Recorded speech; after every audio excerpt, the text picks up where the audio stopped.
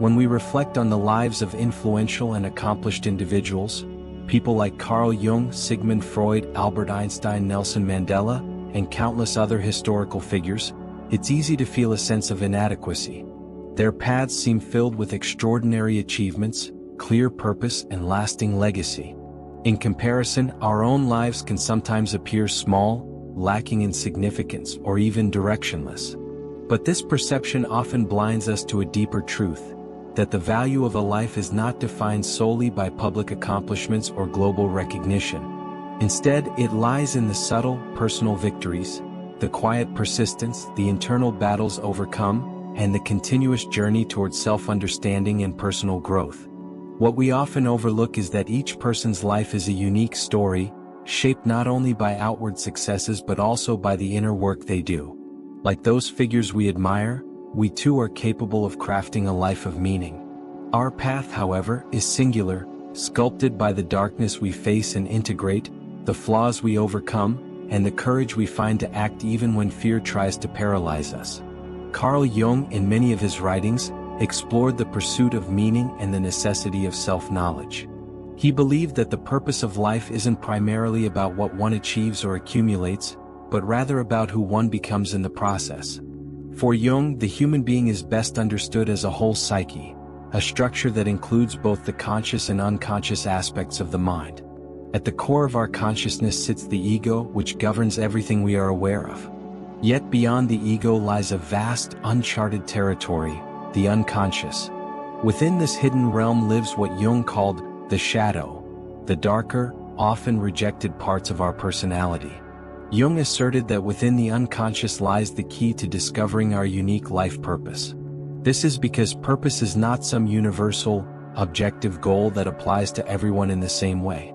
It is deeply personal, specific to who we are as individuals. Our path emerges not through imitation of others, but through honest introspection and self-discovery. Jung, a Swiss psychiatrist and psychoanalyst, eventually broke away from Freud's theories and established his own school of thought, known as analytical psychology. His philosophical and psychological ideas, commonly referred to as Jungian psychology, are the foundation of a number of influential works, including The Psychology of the Unconscious, Man and His Symbols, Archetypes and the Collective Unconscious, Modern Man in Search of a Soul, The Psychology of Transference, Memories, Dreams, Reflections, and the Relations Between the Ego and the Unconscious. According to Jung, one of the first steps toward uncovering our purpose is the willingness to look inward. He famously said, "Your visions will become clear only when you can look into your own heart. Who looks outside dreams, who looks inside awakens." In other words, the clarity we seek about our life's meaning can only be found through inner exploration. Each person has a distinct purpose tied to their individuality and personal desires. But to uncover that purpose, we must first truly understand ourselves. Many people assume they already know who they are. They believe they are familiar with their strengths, weaknesses, values, and preferences. This belief can tempt them to skip over the introspective work and jump straight into searching for purpose. However, Jung emphasized that genuine self-understanding goes far beyond surface-level awareness. It requires undergoing a process he referred to as individuation, a kind of inner integration where the conscious and unconscious parts of the psyche are brought into balance. We are composed of both what we know about ourselves and what remains hidden in the shadows. The shadow represents all the elements we have repressed or ignored, things we often don't want to admit even to ourselves. This can include socially undesirable traits like envy, laziness, or anger, as well as unacknowledged talents or interests we've abandoned out of shame or fear. Because the shadow lies in the unconscious, we're usually unaware of what it contains. These aspects of our personality were often pushed away during childhood or shaped by societal expectations and personal disappointments. Instead of acknowledging these hidden parts, we tend to over-identify with the persona, the mask we wear in public. The persona is the role we play to be accepted or praised by others, and we may have multiple personas depending on the social setting. This disconnection from our true self can make our lives feel hollow, and we may struggle to find meaning despite outward success. Reconnecting with our shadow requires effort, honesty, and vulnerability. Jung referred to this as shadow work, a conscious process of self-reflection and inner confrontation. This can be practiced through journaling, meditation, or deep personal inquiry. We must ask ourselves tough questions such as, why did I react that way? Was that action truly aligned with my values? What was my initial instinct in that moment, and what did I suppress? How would I feel if I were in the other person's shoes? Engaging with these questions helps us peel back the layers of the persona and gain insight into our authentic self. By bringing the unconscious into consciousness, we become more whole, more integrated.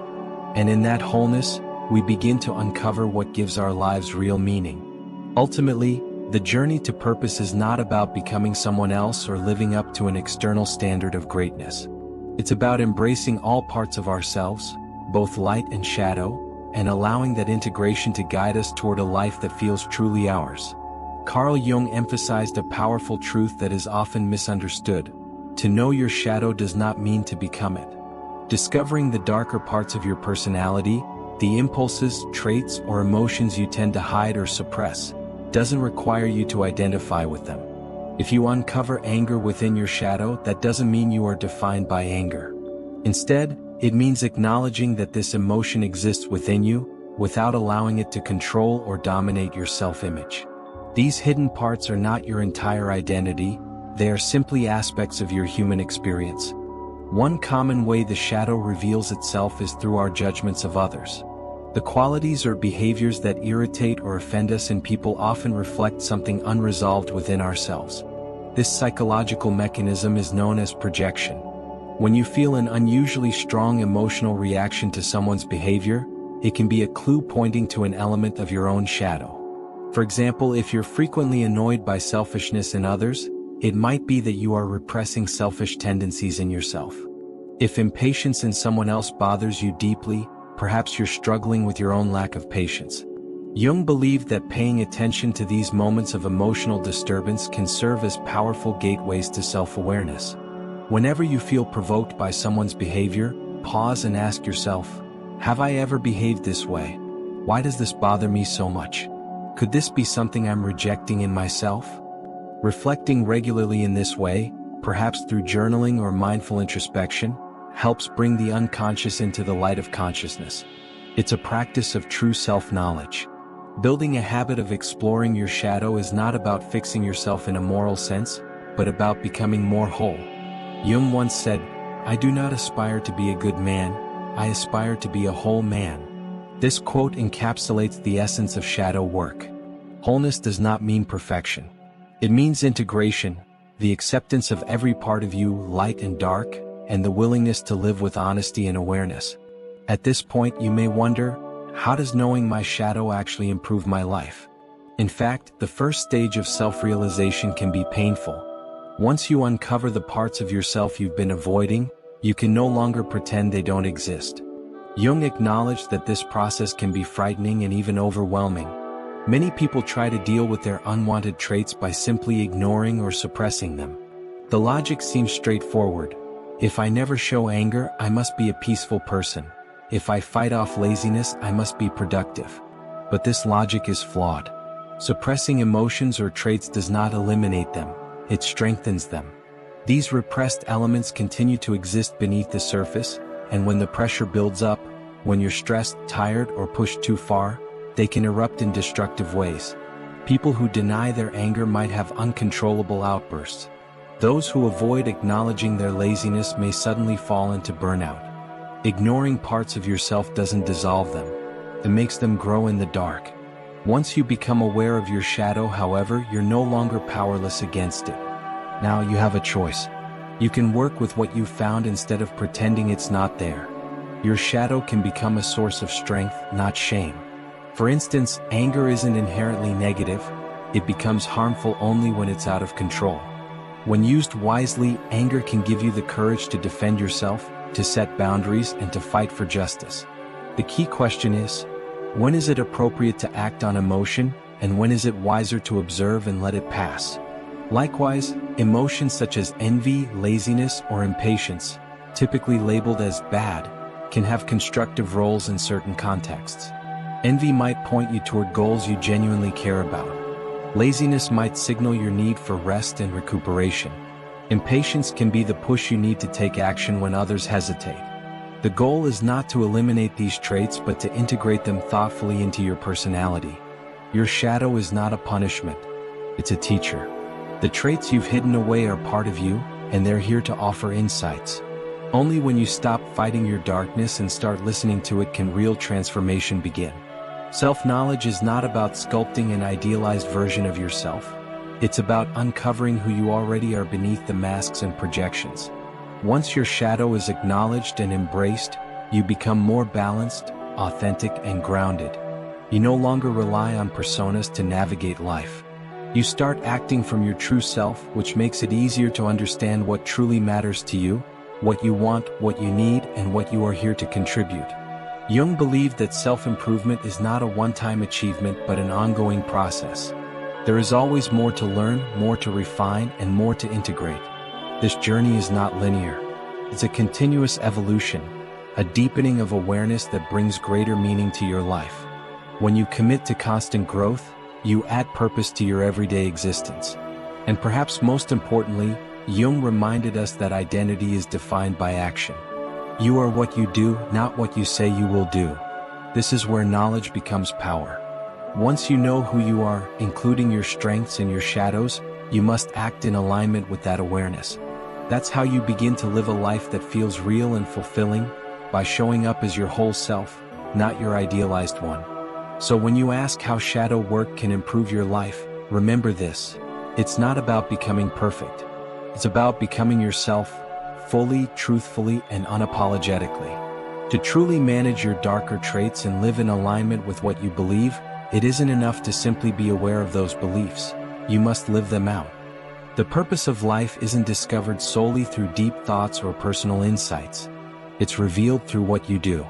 Carl Jung emphasized that self-realization isn't proven by words or intentions, but by consistent action.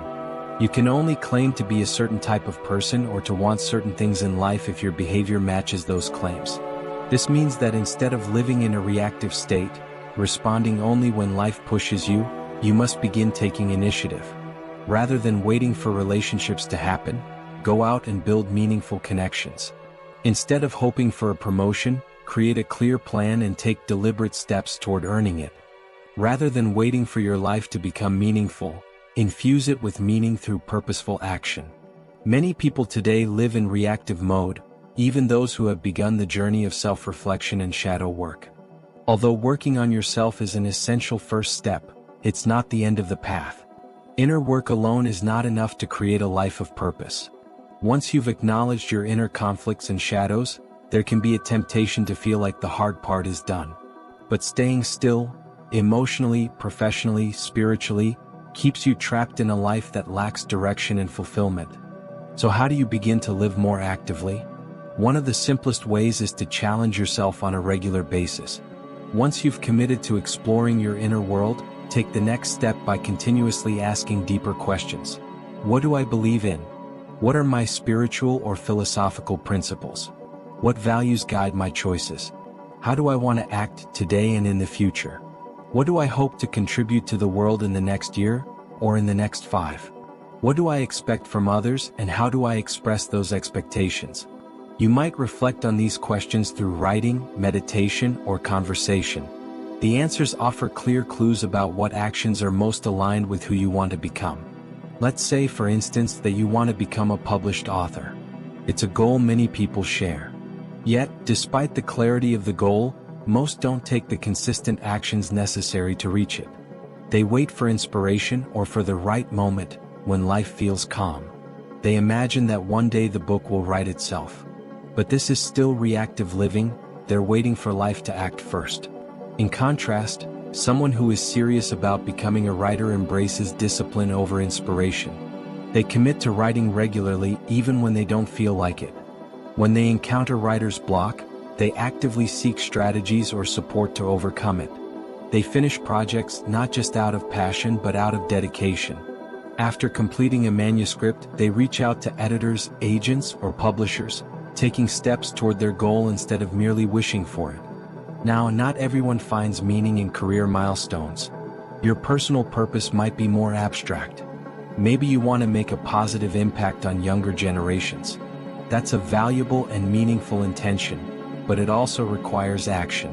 Whether you decide to pursue that purpose as a parent, a teacher, a youth counselor, a community leader, or through founding an organization, it's up to you to decide how you'll make that impact.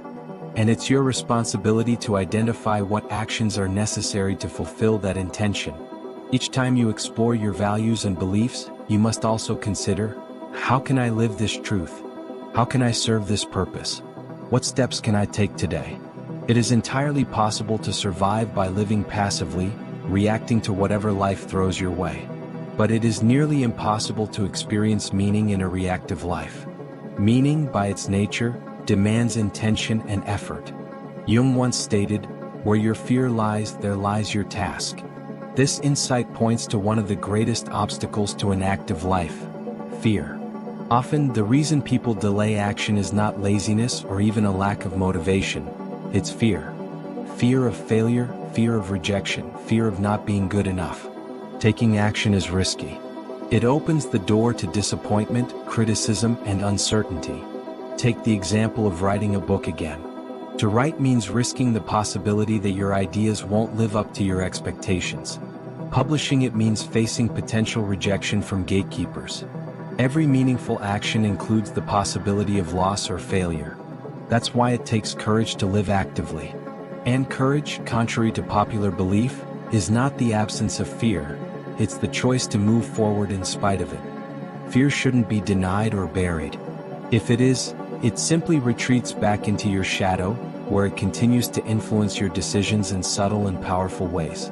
Instead, fear must be acknowledged, examined, and understood.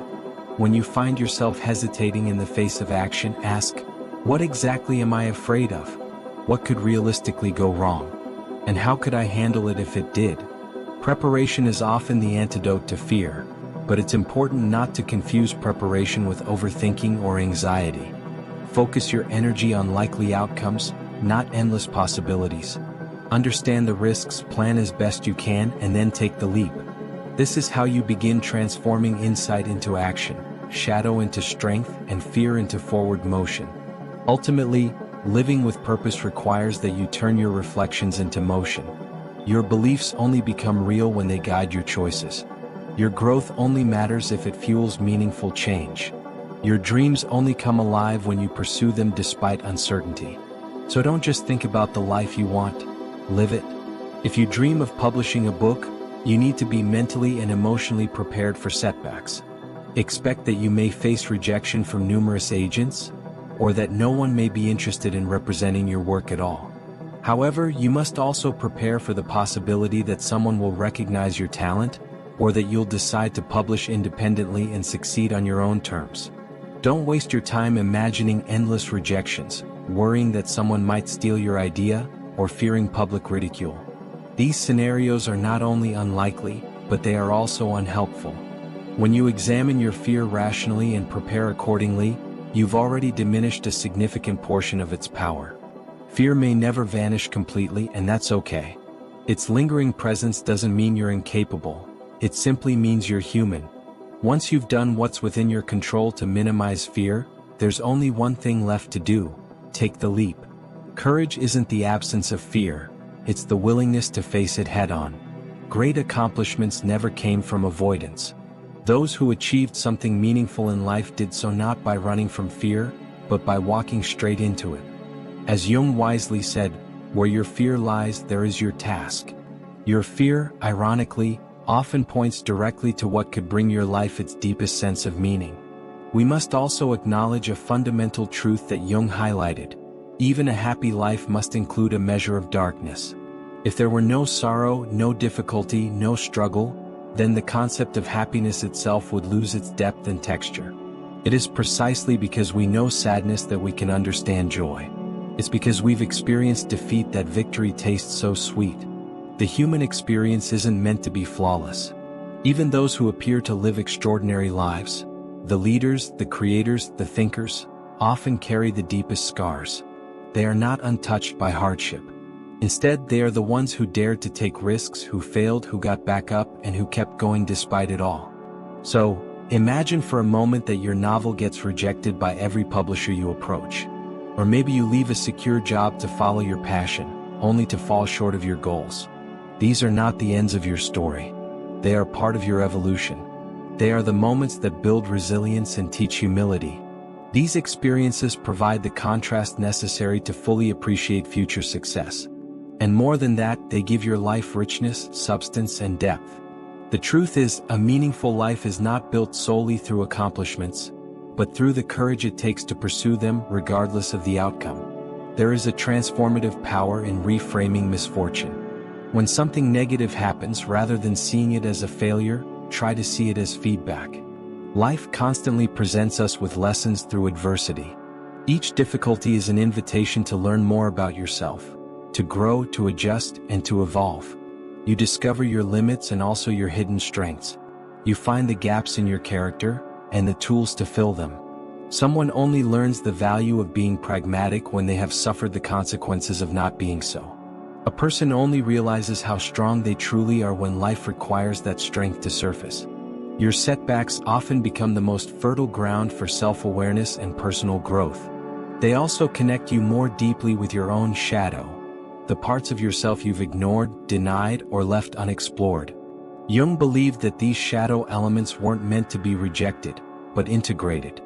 Failure and pain bring these aspects to light, and in seeing them clearly you become whole. Now consider this: life does not gain meaning simply because you achieve your goals. Jung's perspective on this was clear. Meaning comes through the process, not the result. Becoming a published author or a successful entrepreneur does not make your life meaningful. What gives your life meaning is everything you did to try. It's the effort, the learning, the transformation, and the authenticity you embraced along the way. Even if you never reach the destination you originally envisioned, you will have become someone bold enough to act, brave enough to try. That in itself is deeply significant. Your life will reflect your essence, raw, unique, and undeniably yours. And in that authenticity, purpose is born. The journey toward meaning is never truly over. It requires continuous self-discovery, redefined goals, and repeated action. Life will continue to offer both blessings and burdens. But it's this dynamic, the constant interplay between joy and sorrow, failure and triumph, that makes your story rich and compelling. It's not about perfection. It's about persistence. It's about honoring your effort, your willingness to risk, and your capacity to evolve. Always take pride in what you attempted, not just what you accomplished. Purpose doesn't come only from success. It comes from trying, from showing up, from doing your best even when the odds are unclear. And above all, learn to cherish what is good in your life no matter how small. Be proud of every step forward, every small win, every lesson learned. Gratitude isn't about having everything you want. It's about recognizing the value in what you do have.